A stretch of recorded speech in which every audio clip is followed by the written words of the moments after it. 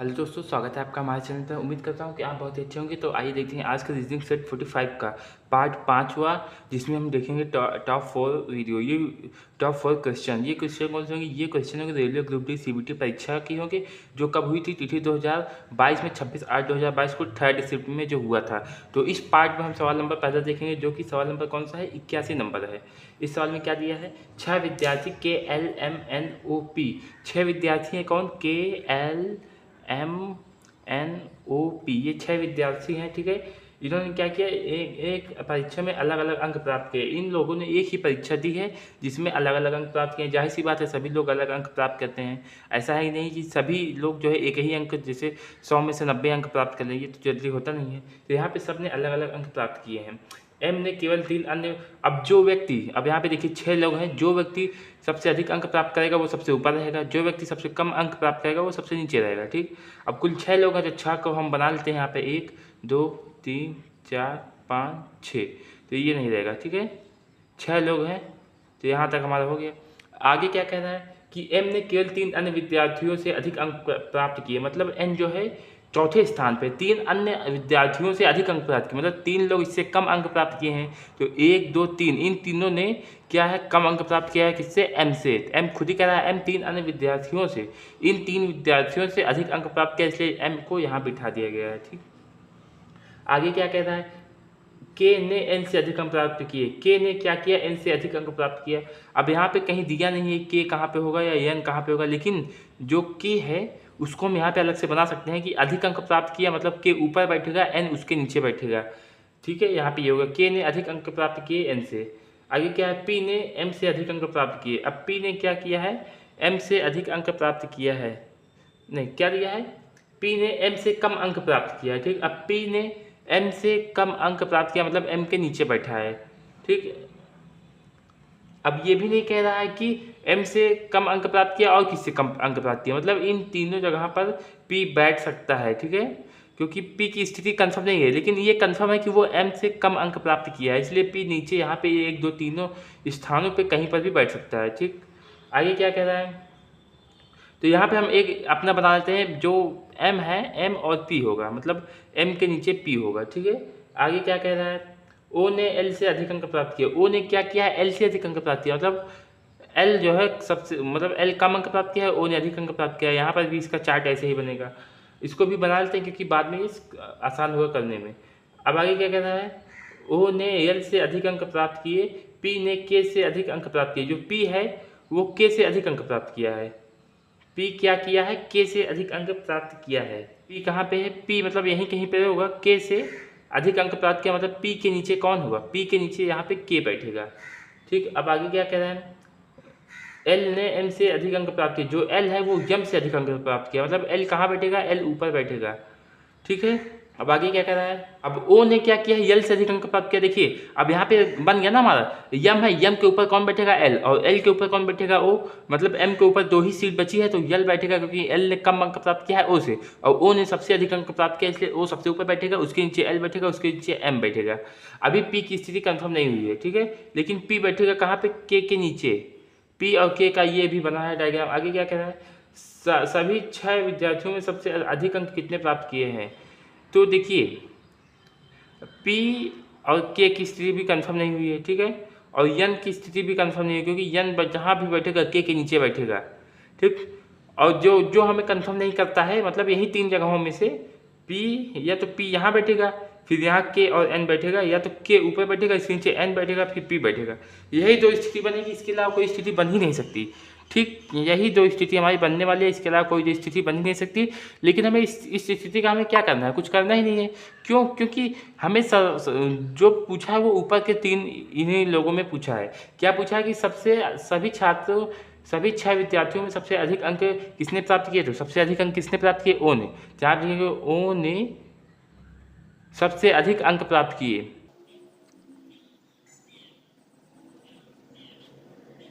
Option number हमारे यहाँ पे तीसरा हो जाएगा। आइए देखते हैं आज की हमारी दूसरी नंबर सवाल, जो कि सवाल नंबर है 93। सवाल नंबर 93 में क्या दिया है कि KLMNOP, तो यहाँ पे 3 5 1 6 लोग हैं, तो यहाँ पे लिख देंगे KLMNO और P, ये 6 लोग हैं। इन्होंने क्या है? नामक 6 व्यक्तियों में से प्रत्येक की आयु अलग अलग है। अब 6 व्यक्ति हैं, इन 6 की आयु क्या है, अलग है। जाहिर सी बात है आयु अलग होती है सबकी। पी की आयु केवल 3 अन्य व्यक्तियों से अधिक है। तो यहाँ पे हम आयु के हिसाब से चार्ट बनाएंगे।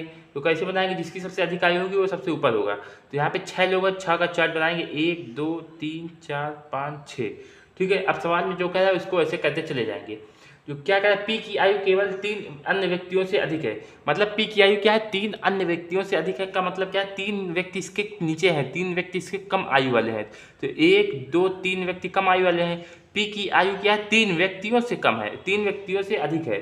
तो 3 व्यक्ति नीचे हैं, इन तीनों व्यक्तियों की आयु कम है, इससे अधिक पी की है। जो सवाल में कहा वो हमने यहाँ पे लिख दिया है। क्या लिखा है, पी की आयु 3 व्यक्तियों से अधिक है। जो पी की आयु है वो इन 3 व्यक्तियों से अधिक है। आगे क्या कह रहा है, एन की आयु यल से अधिक है। जो एन है उसकी आयु यल से अधिक है। अब यहाँ पे एक कन्फ्यूजन हो गया, एल को कहीं दिया नहीं है, तो एल क्या करेंगे हम अपना अलग से चार्ट इसका बना लेंगे। एल की आयु अधिक है किससे, सॉरी एन की आयु, एन जो है उसकी आयु अधिक है यल से। मतलब एन ऊपर बैठेगा, एल नीचे बैठेगा किसी भी हालत में, कहीं पर भी इस डायग्राम में। ठीक है, इसको ध्यान रखना है हमें।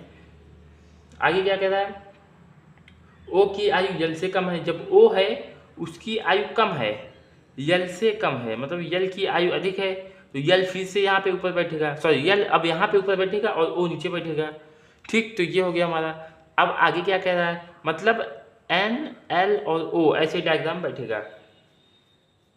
आगे क्या कह रहा है, यहाँ पे ओ हो गया, ओ की आयु यल से कम है, यम की आयु के से अधिक है। जो यम की आयु है वो क्या है, यम की आयु के से अधिक है। तो के की आयु मतलब क्या हो गई, के की आयु कम हो गई, यम की आयु अधिक हो गई। तो इसका डायग्राम ऐसे बनेगा, एम ऊपर बैठेगा, के नीचे बैठेगा। अब पी की आयु के से कम है, जो पी की आयु है वो के से कम है। पी की आयु कम है मतलब क्या हुआ, पी की आयु के से कम है, इसका मतलब के की आयु अधिक है पी से। पी की आयु कम है मतलब पी की आयु नीचे होगा और के की आयु अब यहाँ पे ऊपर बनेगा। ठीक है, मतलब इसका चार्ट ऐसे बनेगा, एम के पी। तो पी बना है यहाँ पे, इसके ऊपर के बना दे, इसके ऊपर एम बना दे। मतलब सबसे अधिक आयु किसकी है, एम की है, फिर यहाँ पे के की है, फिर यहाँ पे पी की है। अब देखिए हमारा सवाल पूरा का पूरा सवाल ही हल हो गया है। यहाँ पर कुल हमारे 6 व्यक्ति थे, जिसमें से 3 व्यक्तियों को यहाँ पे बिठा दिया है और 3 व्यक्ति का डायग्राम ऐसे बनाए। ओ की आयु सबसे कम है, उससे ज़्यादा एल की आयु, उससे ज़्यादा एन की आयु, उससे ज़्यादा पी की आयु है। तो अब यहाँ पे क्या करेंगे, सीधा इन्हीं 3 व्यक्तियों को ऐसे बैठा देंगे, क्योंकि यही 3 व्यक्ति ऐसे सीक्वेंस से बैठेंगे और 3 ही जगह बची हुई है। तो यहाँ पर हमारा पूरा का पूरा डायग्राम बन करके तैयार हो गया है। अब आगे क्या कह रहा है कि सभी 6 व्यक्तियों में से दूसरा सबसे कम आयु वाला व्यक्ति कौन है। नीचे कौन है सबसे कम आयु वाला व्यक्ति, तो पहला सबसे कम आयु वाला व्यक्ति कौन है, ओ है। दूसरा सबसे कम आयु वाला व्यक्ति कौन है, यल है। तो दूसरा सबसे कम आयु वाला व्यक्ति कौन है, यल।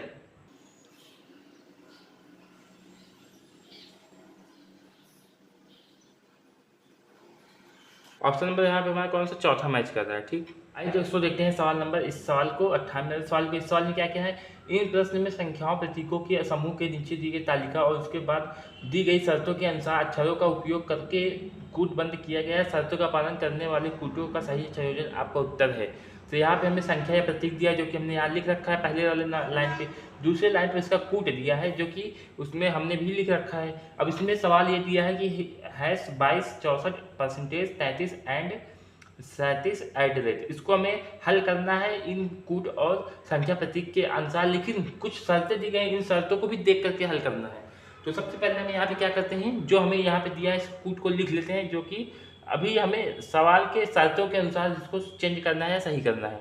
तो सबसे पहले लिख लेंगे यहाँ पे हैश का क्या हो जाएगा, एच हो जाएगा, 22 का यल हो जाएगा, 64 यहाँ पे इसका डी हो जाएगा, परसेंटेज यहाँ पे है इसका ए हो जाएगा, और 33 कहाँ पे है ये इस यहाँ पे इसका जे, एंड का क्या हो जाएगा, एंड का हो जाएगा हमारा एफ हो जाएगा, और 37 का पी हो जाएगा, और @ का हमारा यस हो जाएगा। ठीक है, ये तो हमारा कूट के हिसाब से हो गया, लेकिन शर्त दिया गया उसके अनुसार करना है। तो शर्त क्या दिया गया, पहली शर्त देखते हैं, यदि पहला घटक एक प्रतीक है, ठीक, पहला घटक एक प्रतीक है, प्रतीक तो है ये सही है, और अंतिम घटक एक संख्या है, और अंतिम घटक क्या होना चाहिए, एक संख्या होना चाहिए। संख्या कहाँ है, यहाँ पे ये तो ये भी प्रतीक है, मतलब ये शर्त हमारा काम नहीं करेगा।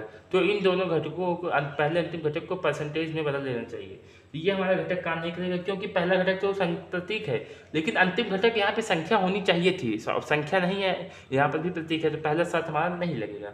दूसरा शर्त देखते हैं, यदि दूसरा घटक एक संख्या है, यदि दूसरा घटक एक संख्या है, यहाँ पे दिया हुआ है संख्या, ये तो बिल्कुल सही है। यदि दूसरा घटक एक संख्या है और दूसरा अंतिम घटक एक प्रतीक है, और दूसरा अंतिम घटक पीछे से दूसरा घटक को क्या होना चाहिए, एक प्रतीक होना चाहिए। तो यहाँ पे क्या ये प्रतीक है ब्रो? प्रतीक तो नहीं है, यहाँ पे भी संख्या है, तो ये हमारा दूसरा शर्त भी नहीं लगेगा। ठीक, अब तीसरा शर्त देखते हैं। यदि प्रश्न में सम और विषम संख्याओं की संख्या बराबर है, यदि प्रश्न में सम और विषम संख्याओं की संख्या बराबर है, इसका कहने का मतलब है जितनी सम संख्याएं होनी चाहिए, यदि एक सम संख्या है तो एक विषम संख्या हो, तीन सम संख्या है तो तीन विषम संख्या हो, दो सम संख्या है तो दो विषम संख्या हो। तो ये हमें कह रहा है यदि प्रश्न में सम और विषम संख्याओं की संख्या बराबर है, तो सम संख्याओं को स्टार से और विषम संख्याओं को लोअर दैन से बदलना चाहिए। तो हमें क्या कर रहा है, सम संख्या यहाँ पे एक है, एक संख्या ये हो गई, और सम संख्या एक ये हो गई, दो सम संख्या हो गई और दो विषम संख्या हो गई, मतलब संख्याएं दोनों सम और सम संख्याओं की संख्या बराबर है। तो हमें क्या करना है, सम संख्या को स्टार के रूप में बदलना है। ये सम संख्या, इसको स्टार के रूप में बदल दो आप। यहाँ पे भी सम संख्या 64 है, भी स्टार के रूप में बदल दो, और जो विषम संख्या है उसको लोअर दैन के रूप में बदलना है। विषम संख्या यहाँ पे इसको लोअर दैन बदला, और ये भी विषम संख्या है जिसको भी लोअर दैन में बदला। ठीक, अब हमने ये शर्त पूरी कर दी, सभी शर्तें खत्म हो गई, तो अब जो बचा है उसको वैसे लिख लेंगे। तो यहाँ पे एच लिखेंगे, यहाँ पे ए लिखेंगे, और यहाँ पे एफ लिखेंगे, यहाँ पे एस लिखेंगे, और देखेंगे कौन सा ऑप्शन हमारा यहाँ पे सही हो रहा है। तो ऑप्शन नंबर यहाँ पे H S a lower than F lower than S, ये पहला ऑप्शन हमारा यहाँ पे सही हो रहा है। ठीक है।